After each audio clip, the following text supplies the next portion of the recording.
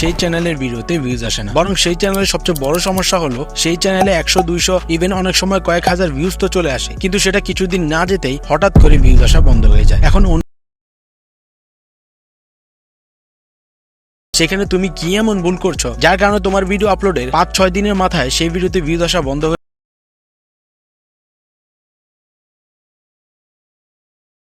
তুমি কিন্তু তোমার প্রতিটি ভিডিওতেই করে যাচ্ছ। তাই হাতে সময় ও মনে ধৈর্য নিয়ে দেখতে থাকো। মিস্টেক নাম্বার 1, লো সেশন টাইম। একটা চ্যানেলের ভিডিওতে যত বেশি সেশন টাইম থাকবে, ইউটিউব সেই ভিডিওকে তত বেশি মানুষের সামনে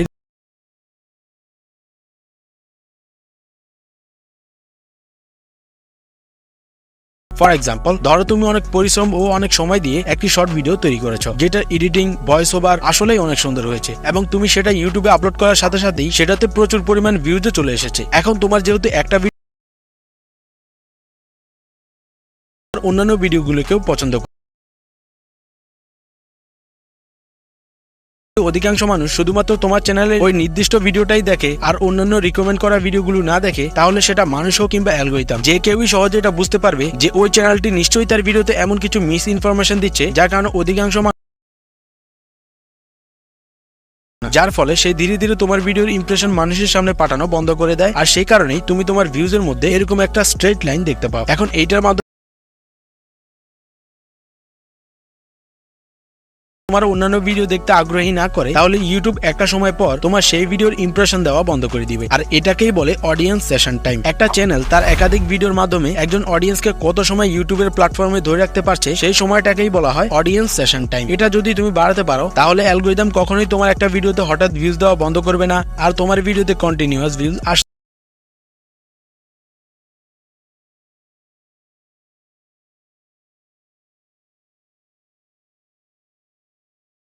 কিছু জেনেও তোমার কোনো লাভ হবে না। আর তাই সেশন টাইম বাড়ানোর এই 4টি ফর্মুলা তোমাকে খুব মনোযোগ দিয়ে বুঝতে হবে এবং খাতায় বা যে কোনো কিছুতে নোট করে সেটা তোমার ভিডিওতে অ্যাপ্লাই করতে হবে। ফর্মুলা নাম্বার 1, সেই চ্যানেলের প্রতিটি ভিডিও একটি নির্দিষ্ট বিষয়ের উপর তৈরি করা। ধরো তুমি বিভিন্ন সময়ে বিভিন্ন ভাইরাল বিষয়ের উপর ভিডিও তৈরি করো, তো এখন যদি তোমার বর্তমান সময়ের ছাত্র আন্দোলনের বিষয়ের একটা ভিডিও ভাইরাল হয়, তখন তার নিচে তোমার সেই পুরনো কাঁচা বাদামের ভিডিও সাজেস্ট হবে, যেটা পূর্বে কোনো একটা সময় ভাইরাল থাকলেও বর্তমানে কোনো অন্ধ মানুষও সেই ভিডিওতে ক্লিক করবে না।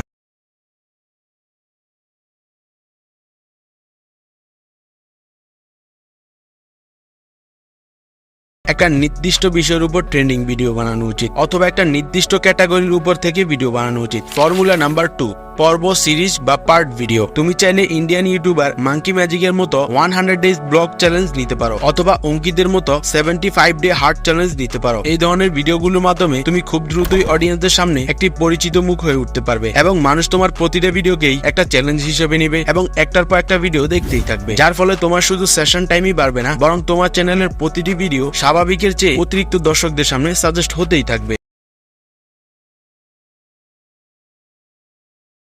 দেখানোর জন্যও একটা কার্যকরী উপায় রয়েছে, আর সেটা হলো ইন্ট্রিগিং স্টোরি লাইন তৈরি করা। তোমার সিরিজে বা পার্ট ভিডিওর জন্য এমন একটি আকর্ষণীয় গল্প তৈরি করো যা দর্শকদের তোমার ভিডিওর প্রতি আগ্রহী করে রাখবে। প্রতিটি ভিডিও শেষে একটি টুইস্ট বা ক্লিপ হ্যাঙ্গার যোগ করো যা দর্শকদের পরবর্তী পার্ট দেখানোর জন্য উৎসাহিত করবে। ফর এক্সাম্পল,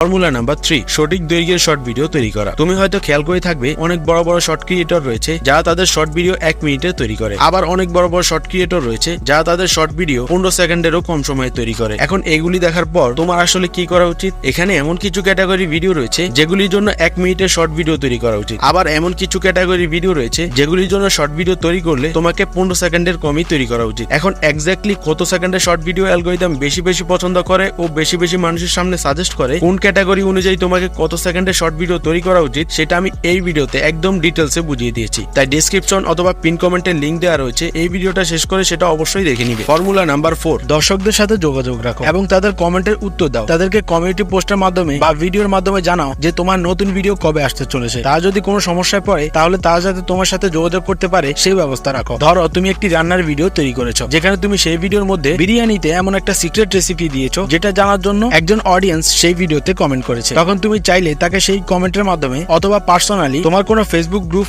অথবা হোয়াটসঅ্যাপ গ্রুপের মাধ্যমে তাকে সেই বিরিয়ানির সিক্রেট রেসিপির কথা বলতে পারো, অথবা সেটা কিভাবে আরো ভালোভাবে তৈরি করা যায় সেটা বলতে পারো। এতে করে দর্শকদের তোমার উপর ধীরে ধীরে বিশ্বাস জন্ম হবে, যার ফলে ভবিষ্যতে যখনই তুমি কোনো ভিডিও রিলিজ করবে তখন এই ধরনের দর্শকরাই তোমার ভিডিও তোমার চ্যানেলের মধ্যে ঢুকে হলেও দেখবে। এখন আমি তোমাকে এইটা তো বলে দিয়েছি যে কিভাবে তুমি একজন অডিয়েন্সকে তোমার একটা ভিডিওর সাথে সাথে অনেকগুলো ভিডিও দেখাতে পারবে, যাতে তোমার সেশন টাইম বৃদ্ধি হয় আর তোমার ভিডিওতে ভিউজ আসা বন্ধ না হয়। কিন্তু তুমি যদি এটাই না জানো যে সেই ভিডিওগুলোর মধ্যে অ্যাকচুয়ালি কি বলে কি দেখিয়ে দর্শকদের ধরে রাখতে হয়, তাহলে তুমি কখনোই অডিয়েন্সদের একটার পর একটা ভিডিওতে ধরে রেখে তোমার সেশন টাইম বৃদ্ধি করতে